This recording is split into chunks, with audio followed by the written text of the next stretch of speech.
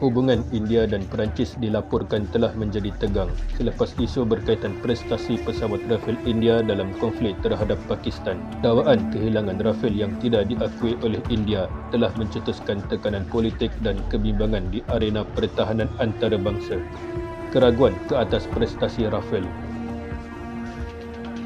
Konflik udara Pakistan-India mencetuskan dakwaan bahawa Rafale telah ditembak jatuh oleh jet-tansi milik Pakistan. Sumber risikan AS dan Perancis turut menyokong dakwaan tersebut, namun India tetap menafikannya. Tekanan politik dalaman meningkat apabila pemimpin India telah menggesa pihak kerajaan telus dan akui kehilangan aset pertahanan. Dassault Aviation cuba mengambil tindakan untuk mengaudit Rafale kepunyaan India, tetapi dihalang oleh pihak India sendiri. Halangan oleh pihak India telah menimbulkan spekulasi penyembunyian masalah berkaitan teknikal dan latihan juruterbang. Hasil audit menunjukkan kekurangan hampir 600 juruterbang serta isu penyelenggaraan pesawat latihan India didedahkan sebagai faktor kelemahan operasi.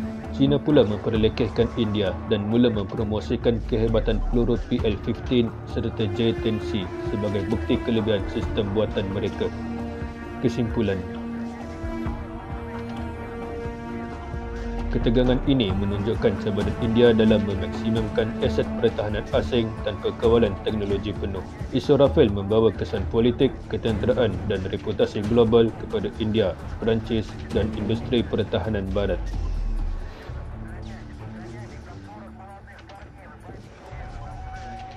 Sekian, terima kasih.